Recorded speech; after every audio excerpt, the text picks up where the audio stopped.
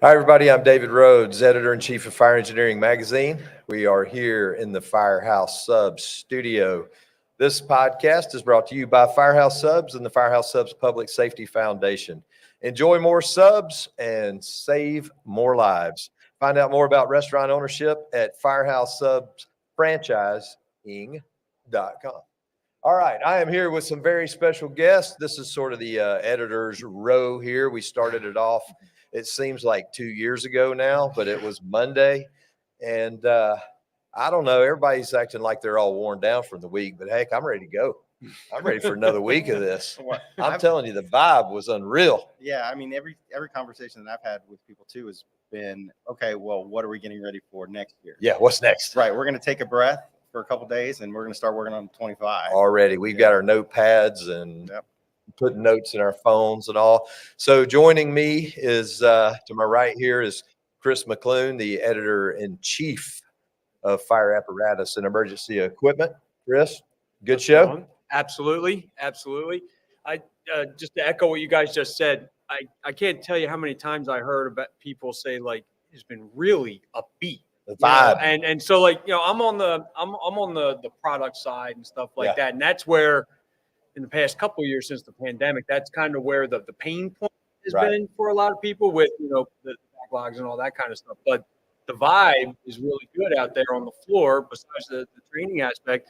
And it's just upbeat, we all know that there's still go, but we're getting better. I personally think that it was the Revolution guitar playing. Probably.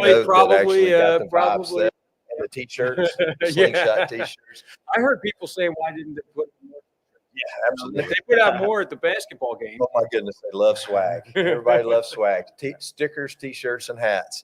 Ted Lee, the editor-in-chief of the Journal of Emergency Medical Services, and man, you guys rocked it out over there in Lucas Oil. Yeah, GEMS at FDIC, of course, is the name that we're going by now. This is the third year. Of course, with anything that is a start, you grow small and then you grow a little bit better, a little bit bigger, a little bit better. For our clinical competition, there was standing room only, 250-ish people there. We thought, well, maybe once one of the teams or the first team finishes, that maybe it would thin out. Yeah, it thinned out, but then once they heard the sound of it starting up again, they just flooded in shoulder to shoulder. It was a great experience on Lucas Oil. But that was, by design, the drill yard, the apparatus bays, more hands-on, more experiences, and that really went well. Indianapolis EMS partnered with us this year, and they were helping us with some of the display things. They had constant traffic through there. At first, they were like, where is everybody? As people were getting their thing. And then all of a sudden, it was just waves of people coming through. They're very excited about it. We weren't 3 hours into it. We were talking about what we could do for 2025. And we were like, oh, here, and we could do it this way, and we could do it this way. So, just a lot of excitement for GEMS at FDIC. And I think people, when they went in, even though we advertised it and it was on the app what you could do, since it had never been done before, the whole experience, I think when they got in there, they were kind of like, didn't know what to do, because they're like, we can actually pick up things and do things and all. Stephanie White made her live at FDIC podcast debut yesterday with Fire Department Coffee, sporting a firefighter Fenton mustache. I'm missing it already. I gotta say, it was a nice little nervous tick to be able to brush it out. Well, especially because it was cold this morning, so keep your face warm.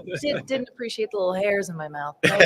So for those of you who don't know Stephanie, she is new to our staff, and she is the brand new position managing editor at Firefighter Nation, which is going through a complete makeover. You guys probably remember the old Blog Talk was there and a lot of news there, but we brought Stephanie in to update that. So Stephanie, give us the rundown. What are we going to do with Firefighter Nation? What aren't we going to do with Firefighter Nation? Firefighter Nation is going to be just the little brother, sister of fire engineering, and that fire engineer gets you ready to perform on that fire. When you're at that fire, Firefighter Nation is going to focus on everything that you need to be a healthy firefighter, whether it's your mental health, your physical health, leadership, family crisis, finances. It's going to be everything to support firefighters and keep them holistically healthy. And it's going to be written by some experts. There's going to be some research in there, but we really want it to be written by firefighters because we're the complete snobs when it comes to taking advice. We're only going to, if we listen at all, it's only going to be from another firefighter. And that's something we really wanted to bring in and just make this a space for firefighters to take care of other firefighters. And you just launched a brand new Instagram, We Firefighter did. Nation. How can people follow that? Firefighter Nation HQ, just up and running. We're kind of doing a slow roll start with it, but once we start pumping out that content, our official publication launches in June. So we're going to be starting to pump stuff out pretty quickly once that happens. And you guys have heard me say, whether it's FDIC, Fire Engineering, any of these brands, the magic here is truly the collaboration. And we want to partner, whether you're an exhibitor in a booth, you're advertising in the magazine and print or digital. The goal here is for everybody to succeed. Whether it's ISFSI, it's Fire Nuggets, it's the DOD meetings, all of these groups that come here, we're trying to pull the entire fire service industry together so that everybody wins. And we've seen some pretty interesting partnerships come out of just some of the connections that we've been able to make. You know, companies partnering to help the supply chain issues, companies partnering to provide each other's product. And if you go and look at some of these exhibit booths, you'll see like Draeger has a fire engine in their booth. Well, they don't make fire engines, but they've partnered with somebody with an engine to be in their booth. So I love that. And when you talk about the vibe, I think that is the change in the vibe, is that not that we didn't do it before, but I think we've really talked about it and we've let everybody know that that's why we're here, is for everybody's success. So we're looking forward to Firefighter Nation. And with that, we have a collaboration with Crackle Magazine, even though we have our own brands. So you're going to be starting a podcast with Corey Pern here pretty soon. We are. We've been kicking around a name all week. Haven't landed on one yet, but we really want to focus on the firefighters making those small movements in their fire departments. There are a lot of podcasts out there, and they bring in the guests that we all know. We wanted to show it's not hopeless when you run into a problem in your fire department. And we wanted to show the people who are laying the groundwork that maybe other people can then say, oh, I can do that. I can make that change. I can start that small and create a movement in my fire department. So Awesome. Really looking forward to that with him. Yep, it's going to be great, Chris. So what did you see at the show that maybe caught you by surprise, or something that you just really got to get this message out? Well, one of the most important messages, I think, is just how much our equipment suppliers, our apparatus suppliers are truly digging into the backlogs that exist to eradicate them. It's still going to take some time, but there's I'll be honest, something I did not expect to see. So like the fire company that I'm in, we're one fire company in a township of 5 fire companies, but they're all independently chartered. So sometimes we act as township companies, but a lot of stuff we operate just as ourselves. In this case, we house the township mobile air unit, right? So this thing has got a massive compressor on it, a massive generator to drive that compressor for us to do. There was a battery operated trailer, breathing air trailer that was here with a pretty decent sized compressor on it being operated by batteries. That is something I would not have expected to see, just because of the power you would need to operate a compressor like that for a certain period of time. So that was amazing, and it just really brings to light just how much of the battery powered units are coming. You're starting to see saws. I don't know if we had any on the hot classes, but we are starting to see a lot of battery operated saws. But also we've already seen the electric fire trucks. But it's really proliferating everywhere. And just we continue to see technology used in new ways with equipment, that you just wouldn't have thought, like smart extrication equipment, there's some, we had Vector Solutions in here to talk about some of the record management, and training documentation and all those things. And all those things help us to be compliant with the standards that we have to be compliant with. There was one compressor manufacturer that was using RFID to track the bottles, and then it tracks. Yeah, I know. It's been a long week. I didn't know you were Italian. It tracks everything about that bottle and everything. I also learned that helmets are going to be able to via RFID communicate with the back, to communicate back out to the truck. So it's really keeping track of fire res. I think that's one of the things I'm looking to see more of, is that wearable technology and monitoring us physiologically and how. Waiting for that to truly break through, because I think that's going to be a pretty major thing, to be able to be standing outside of the command post and know that someone's having a problem. And with that will be a whole host of command softwares that there's no way we can keep up with all that, but it'll have to be benchmarks and trigger points that will notify us when something's going on. So that's the stuff. I mean, it's just technology where you didn't think it would. And we thought it was high tech when they put LED lights on a drill. Right. The screw. That's really nice. And the older you get, the more important that is. True. Then they put them on the extra. Yes. So that's some good technology. All right, I would be remiss. She's already gone, but the queen of FDIC education just came by and blew us a kiss as she heads to the airport. Miss Diane Rothschild, who is the one who keeps us all in line with our content, and she's the vice president of content, and can't say enough about her. She is behind the scenes, 100%. We had over 200 classrooms, 60 workshops, 20 hot classes, 7 hybrid hot classes. I think we ended up being like 30 spots short of a complete sellout for the first time ever. And so she is behind the scenes doing all of that work, managing the speakers, the speaker room, the classroom signs that you see, the green room for opening ceremonies, every little detail to make the education part work.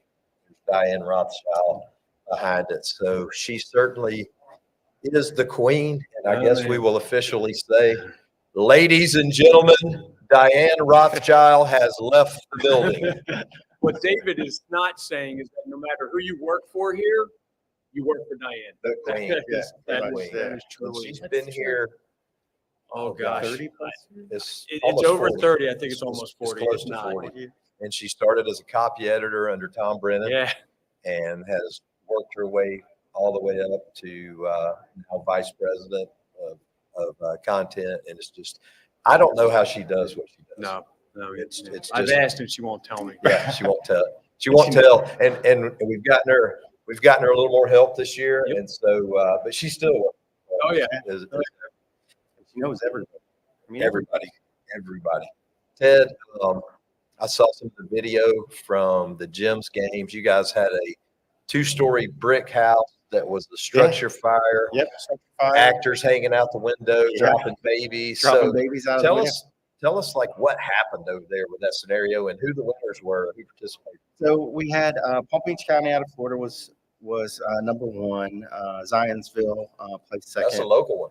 Yes. And then Heartland out of California. So, I mean, we had Florida, Indiana, California. We had teams from pretty much everywhere. We had a good group of teams, more than we had last year. Highly motivated and just really excited. We have a team. Chris and Robin help us and their team create the scenarios. They take months into this, trying to figure out. And then to your point about partnerships with different vendors and stuff, we have equipment that's offered up so that it's more cutting edge. It's not stuff that is just simple. the backdrop of the building on fire. We had smoke coming out of it, sparks flying off of the door as they were cutting into the door, and then all of a sudden, one of the actors pops out of the window and starts screaming about the baby. And I Simulate and Echo Health provided the mannequins. Oh, that was a mannequin. It wasn't. It wasn't a real baby. No, it wasn't a real baby. Good. I'm sure the lawyers will appreciate that. But It looked real. I can tell you, Nice mannequin. I've been in education for a really long time, and you get the plastic mannequins, and you're like, yeah, it's a mannequin. This thing looks so creepy real. And Chris and Robin, their team, moulaged this baby up, and I was like, that looks so Terrifying. real. It is. It's terrifying. Yeah, arms were moving around, and it was just a great experience. And to be on the floor, I think, really, kind of got everybody going. Everybody was really excited. We had a lot of wonderful conversations afterwards with their team, talking with the crowd. Dr. Fabiano got to speak to the crowd in between the sessions, and that had CAPSI accreditation. So from the GEM side, I'm working with CAPSI and offering credits, CE credits for everything that we did. It's just one more added value to this. And a lot of people FDIC and they're like, it's fire conference, but we have an important medical mission with GEMS at FDIC, and we want to make sure that we offer great experiences for the attendees and for the vendors and our partners, because we couldn't do that without them. IEMS had a hands-on area, and some of the partners that brought in the real-life mannequins. It's an amazing experience. We had Impact EMS training do pre-conference classes with us, and these were atypical. They'd never been at FDIC before. Canine casualty class, it's a whole new group of people that experienced FDIC for the first time. And then the flight paramedic.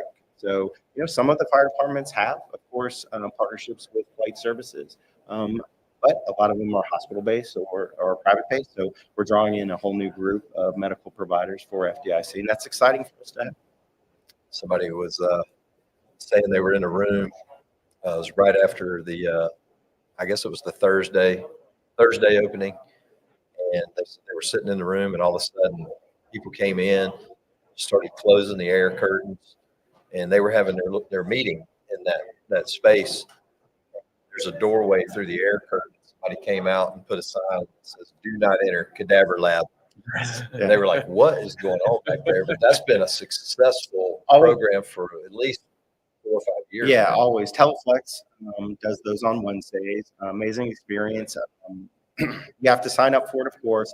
And every now and then they're like, oh, well, we didn't fill the classroom. But then people are walking by and they're like, hey, you want to come into the cadaver lab? And they're like, we're full, and they filled out the whole time. I got a message. Those are not mannequins. No, those are not mannequins. Those are real cadavers. And we started having discussions with them before they left site to what 25 was going to look like, and maybe do some expansion with them. And again, it's really great partners so that we bring out really amazing experiences to FDIC to be like no other conference, do a little bit more. Yes, greatest show on earth. Steph, this was your first FDIC in capacity of being managing editor. What's your big takeaways? What did you see that just blew you away, and what are you excited about? Biggest takeaway was to pack better walking shoes. Rookie mistake. Yeah, rookie mistake. The scope was more than I was ready for, just with the Lucas Oil experience being added on to even from last year was just amazing to see. I think the coolest thing from the spot that I'm in, though, was seeing Firefighter Row and then the normal businesses over here, seeing how many wellness businesses are popping up, or decon businesses, things that are really focusing on firefighter health. Down in the Lucas Oil Stadium, there was a wellness area there that's starting. We're going to grow it out definitely next year now that somebody's in charge of it. And we're going to make it an amazing experience to just come here. You can do your fire tactics. You can cut into a cadaver. And then you can also take away products or take away knowledge. It's going to keep you running all year long, keep you healthy, learn different things. A lot of leadership classes this year, which was absolutely very cool to see. And just a lot of interpersonal skill classes, which was neat as well. So definitely was not ready for just the biggest scope of just how much it grows every year. It's It'd be just- awesome if they we put a keep little taking people up more. mover, We like need a little a, monorail from here Yeah. down to, Like the airport. so Yeah, I'll, like the airport, you just stand there. maybe we can get with the Segway company. next I'll year get with for the mayors. Yeah. I'm pretty tight with the mayor now. So I'll get with the mayor and Chief Ernie, and we'll see what we can work out. Down in the wellness area, neat space. You had everything from workout equipment, Mhm. exercise bikes, weights. We had a company with weighted fire hose for body movement. We There's a had whole little workout area. a little workout area. They were doing yoga, firefighter yoga down there. I mean, there was something for everybody to get out. We had Crackle as a sponsor down in the area. They were set up in there. There were mental health groups in there, several different organizations. But again, the whole fire service coming together, not just tactics, not just search, not just theory. You can actually go and do things For over there, everything. which were wonderful. Chris, what was your favorite or most impactful moment while you were here? You really should have given us these Don't questions. say, ahead of time. don't say, Couldn't we have written these out beforehand? so don't we could say, choose don't settings? say a delicious medium rare steak, wonderful Tony Steakhouse. I Even think though that was pretty spectacular. I think it might have been the guy with the guitar at the beginning of the at the beginning of the opening ceremony. No, gosh, oh wow, that's a hard one. You might have to come back to me on that. Most impactful. Well, you know, I'm a truck guy. Yeah. And the company I'm in is a rescue company. So You know, you actually got through that without going, you know, I'm a truck guy. the therapy's working. There were some really outstanding rescue trucks here with some incredible layouts. And I mean, that's the stuff that I'm always giddy about is just seeing how different people are doing Truck things. nerd, So yeah, MS nerd. Yep, medicine nerd. so I think that's probably, and you know, actually, this is one that really has nothing to do with the show floor. We had our advisory board meeting this year for fire apparatus and emergency equipment, and we added some people this year who we had the best meeting I have ever had Right. with them. It's like the first one I've missed in a while. So, Yeah. So I mean, hey, you connect the dots There you however go. you want to There connect is them. something You there. know, Okay, I got it.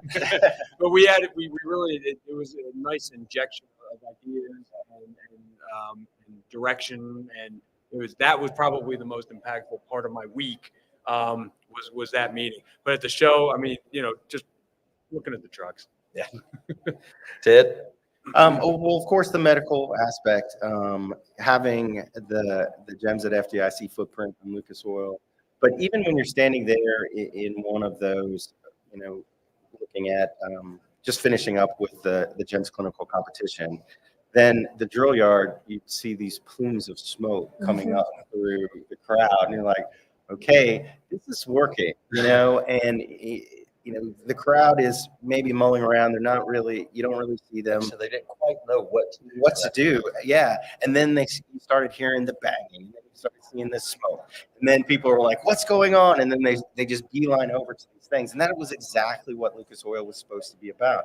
You know, in the health and wellness area, there were things that were popping up. We had little TED Talks in the Central Park area. You know, people were going around and they were doing the exhibit thing, and then something would pop off, and then boom, you just had all these people come in. That's exactly what the experience was. Not that ICC isn't an amazing experience with everything that it has, but Lucas Oil is very different. And, you know, and then you're getting in there, you're getting to try on stuff, you're getting to be involved with it, and then the interactions of, you know, with the vendors of actually getting to use a piece of equipment. It's more than, you know, just walking by and going, that looks cool. I don't know if we could get that or use that, but to use it over there and go, I got to spend 5 minutes, 10 minutes with this piece of equipment.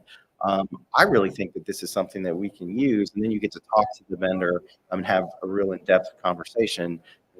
That's an amazing experience. And I was really excited about that. And then, of course, we had the GEMS Innovation Summit and Metro officers on Tuesday and Wednesday, and that kind of dialogue and the meetings, that was amazing. It's just a great experience. It was my second year with it.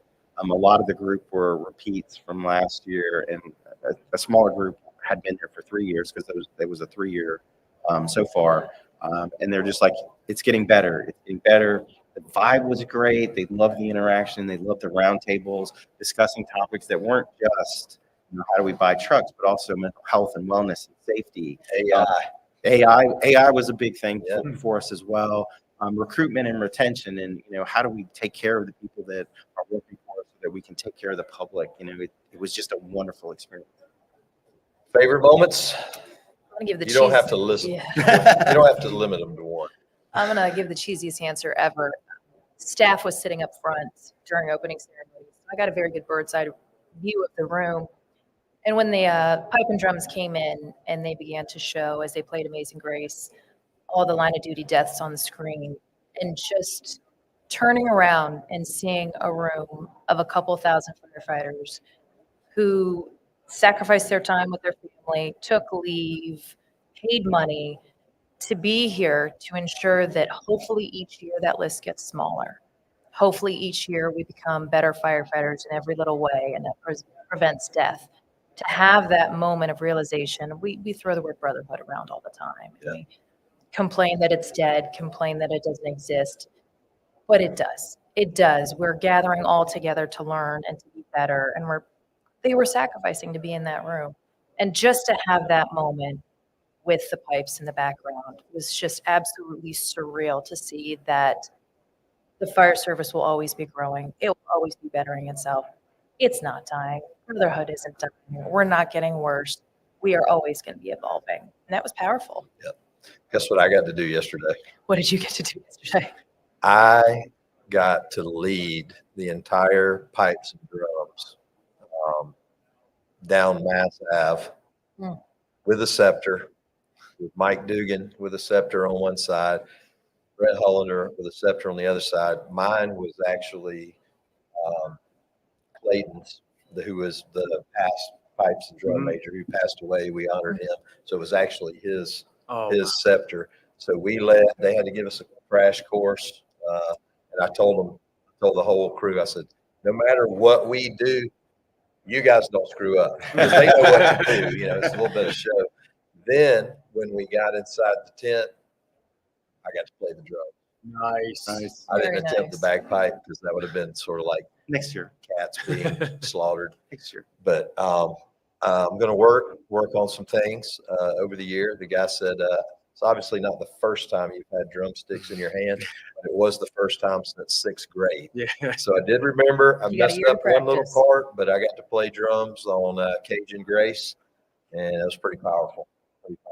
So I would say a couple of moments that were like just in my head. One is the stair climb yesterday, and it was so eerie. The audience is facing the stage, which is looking sort of away from the drill yard. Okay. I'm backstage looking towards the drill yard, and I could see the smoke from the burn building like lifting up really slow, and it was going right in front of the huge monitor.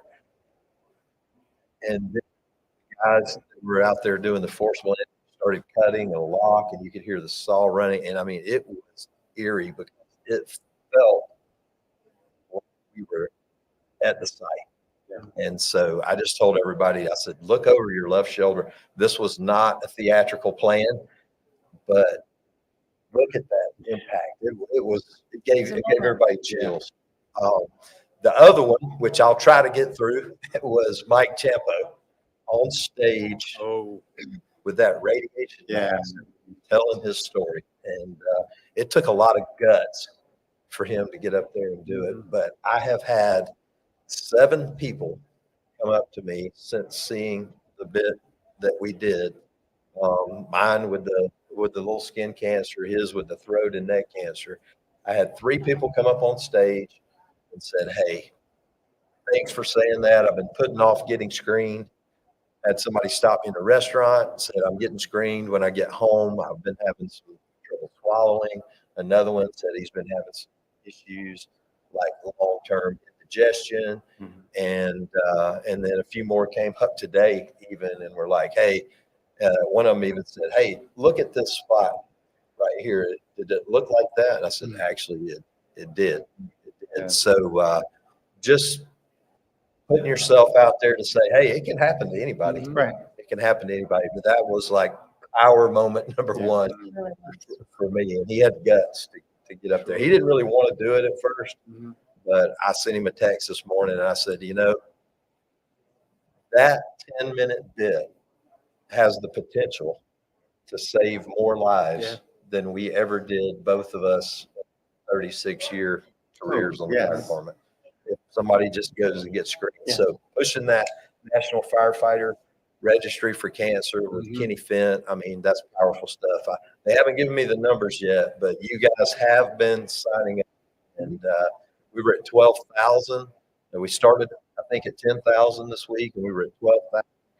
But we got to add a zero to that. Yeah, for sure. I mean, that should be 120, 200,000. There's 36,000 people here. Yeah. So every single person here that's part of the fire service should sign up for that thing. So super powerful.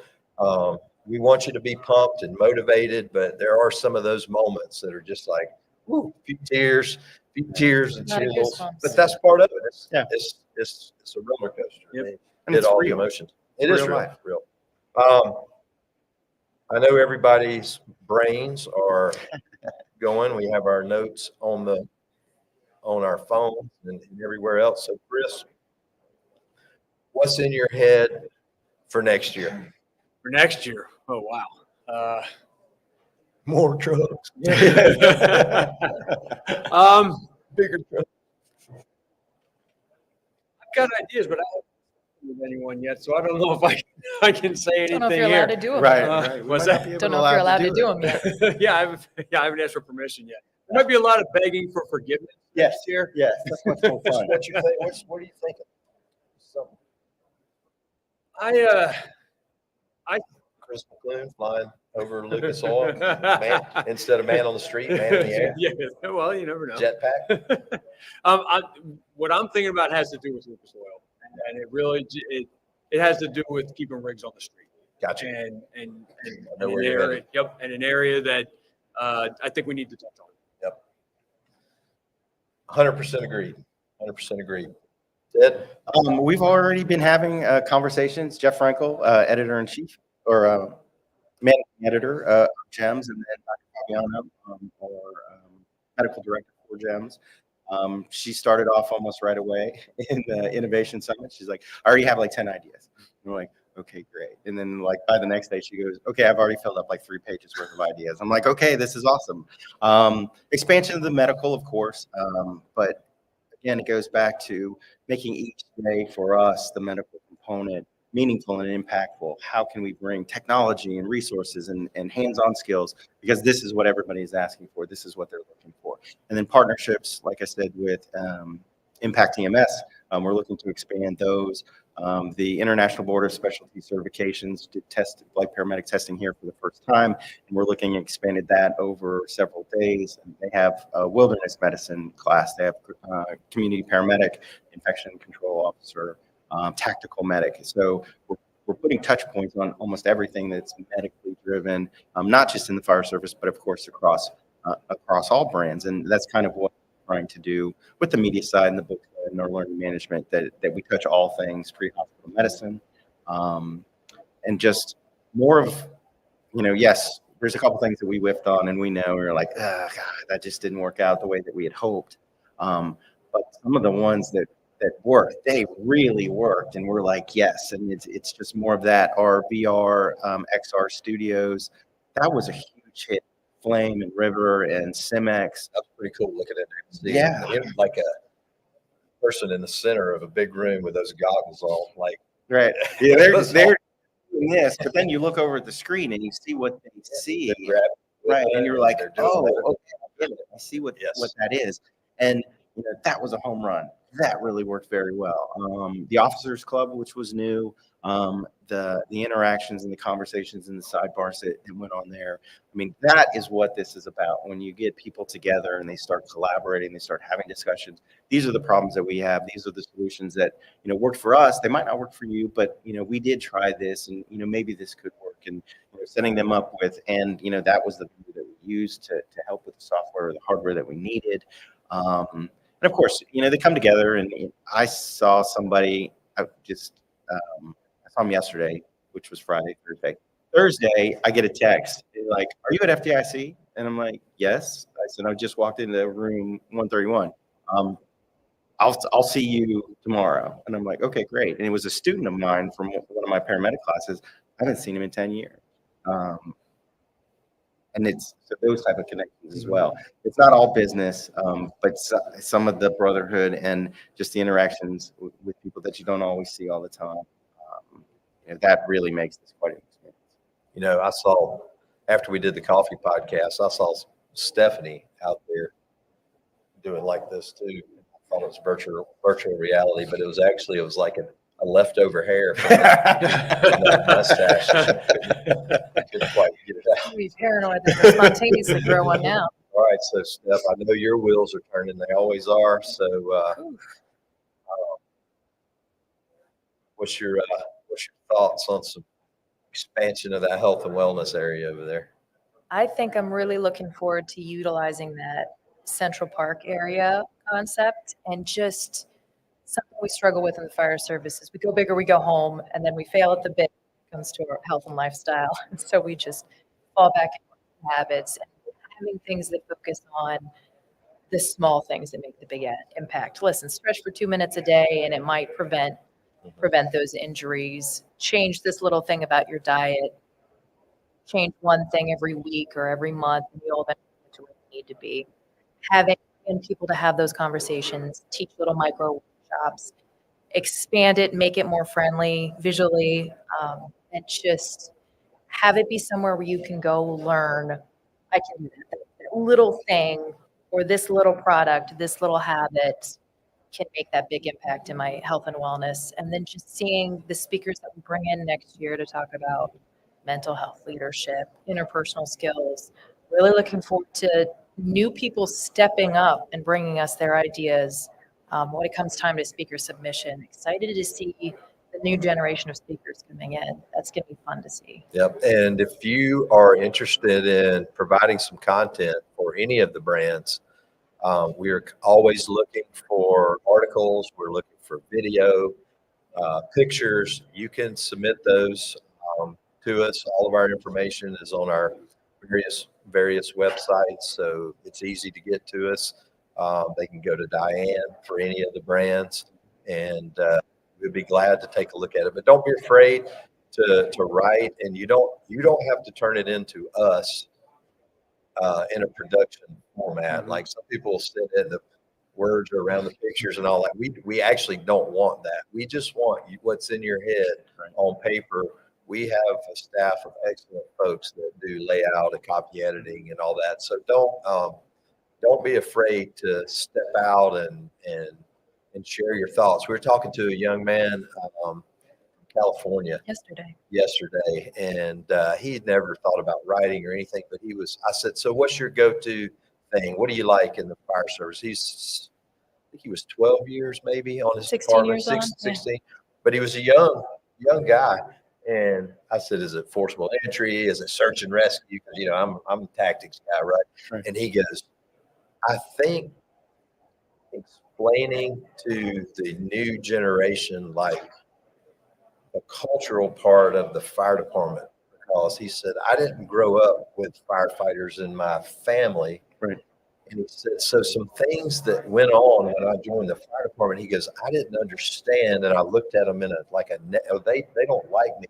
He goes, "Actually, that was their way of liking me." Oh. But he kind of had a little bit of a struggle, but then he said he figured it out, and now he's like got it. And so he wants to pass that on to other people that don't understand the behind the scenes, the cutting up, and like what gets Steph, you wrote about it. It's like, the jokes and the laughter is like yes, there is bullying, but a lot of that is actually just fun camaraderie. Yep.